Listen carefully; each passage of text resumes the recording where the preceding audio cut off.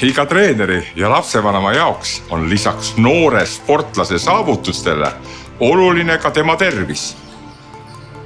Noor, eriti kui ta tegeleb nädalas 3-4 korda aktiivselt sportimisega, peaks oma tervist vähemalt korra aastas kontrollima.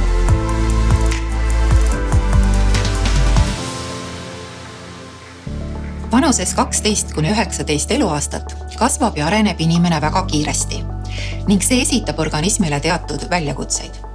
Näiteks on sel perioodil luu- ja lihaskond ning immuunsüsteem nõrgemad ja mineraalainete ning vitamiinide vajadus suurem. Samuti kaasnevad sugulise küpsemisega seonduvad hormonaalsed muutused, mis omakorda võimendavad väljakutseid.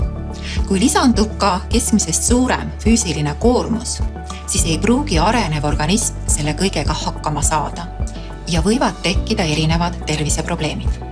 Üks võimalus hinnata noore sportlase organismi hetkeseisu, treeningkoormuse ja taastumise vahekorda on teha Synlabis spetsiaalselt noorsportlasele mõeldud tervisekontroll.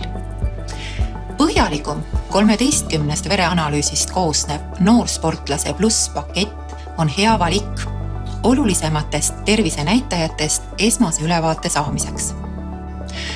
9 vereanalüüsiga noorsportlase pakett sobib järgnevateks regulaarseteks tervisekontrollideks.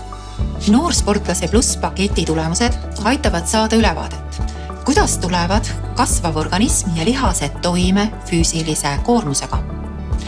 Kas võib esineda ülekoormuse ohtu või taastub keha koormusest hästi? Kas süsivesikute, valkude ja lipiidide ainevahetus toetab sportlikke eesmärke ja tervist? Milline on organismi rauavaru ja D-vitamiini sisaldus? Kas kilpnäärme talitlus on korras? Kas magneesiumi sisaldus rakkudes on piisav lihastööks ja koormusest taastumiseks? Kas oled põdenud infektsioosset mononukleoosi, mis võib halvendada vastupidavust ja koormusest taastumist? Kui nüüd lähemalt vaadata, mida noorsportlase pluss paketis sisalduvad analüüsid aitavad hinnata, siis näiteks hemogramm näitab punavererakkude ehk erütrotsüütide hulka ja hemoglobiini kontsentratsiooni ning võimaldab hinnata organismi hapnikuga varustatuse võimekust ja vastupidavust lihastööks.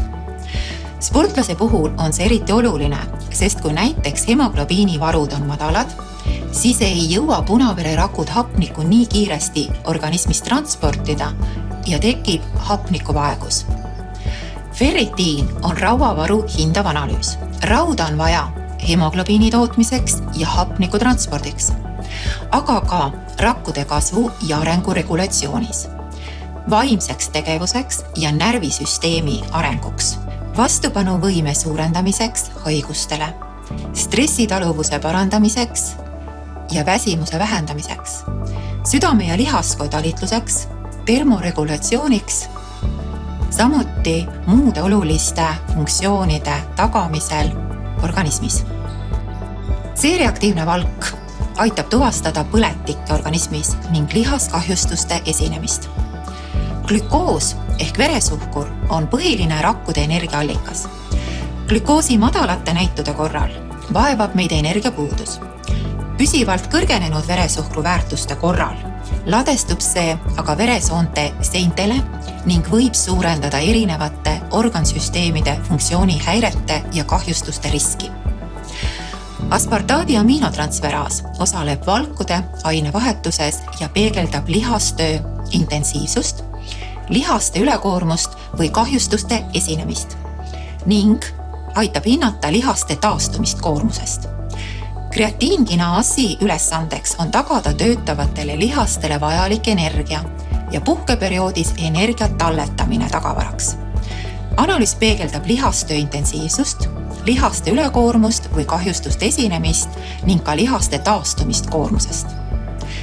Kreatiniin peegeldab lihasmassi suurust, lihastöö intensiivsust, lihaste taastumist koormusest. Uurija peegeldab organismi kasvamiseks ja lihaste arenguks vajalikku valgu tarbimist, valgu intensiivsemat lammutamist lisaenergia saamiseks, aga ka organismi taastumist koormusest. D-vitamiin on muuhulgas oluline lihastööks, ja tasakaalu ja koordinatsiooni tagamises, glükoosi ainevahetuses, südametöö ja vererõhu regulatsioonis, immuunsüsteemi toimimises. Suurema füüsilise aktiivsuse korral on D-vitamiini vajadus suurem. Kolesterool on hästi oluline keharakkude normaalseks toimimiseks, suguhormoonide ja D-vitamiini tootmisel. Liigne kolesterool põhjustab veresoonte kahjustust. Suurem füüsiline koormus omakorda koormab rohkem nii veresooni kui südant. Kõrgenenud kolesterooli sisaldus võib esineda geneetilise eelsoodumuse tõttu ja avalduda juba noores eas. Kilpnääret stimuleeriv hormoon võimaldab hinnata kilpnäärme tööd. Kilpnäärme hormoonidel on oluline roll füüsilise ja emotsionaalse koormusega hakkama saamisel. Energiapuudus, liigne väsimus, halb stressitaluvus võivad viidata kilpnäärme haiguste olemasolule. Magneesium on vajalik mineraalaine lihastööks ning just lihaste lõõgastumiseks, koormusest taastumiseks ja koordinatsiooniks. Epstein-Barri viiruse vastased antikehad näitavad, kas noor on nakatunud infektsioosset mononukloosi põhjustava viirusega. Viirus, jäädes organismi, võib taasaktiveerudes ülemäärasel füüsilisel kui ka vaimsel koormusel põhjustada energiapuudust.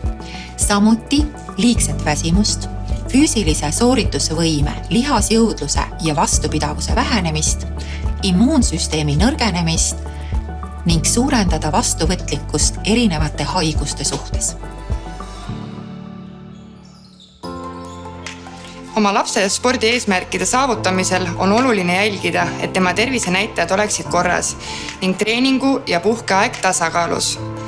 Lihtsa vereanalüüsiga saan tema peamistest tervisenäitajatest hea ülevaate. Kas teadsid, et kui organismis ei ole piisavalt D-vitamiini või rauda, väheneb sportlase jõud ja vastupidavus? Vanasti meil ei olnud sellist võimalust, et lähed ja lased 3 tilka verd võtta ja mõne päeva pärast on tulemustest kohe näha, kas ja mis värk selle noorega on. Aga nüüd ainult mine ja tee.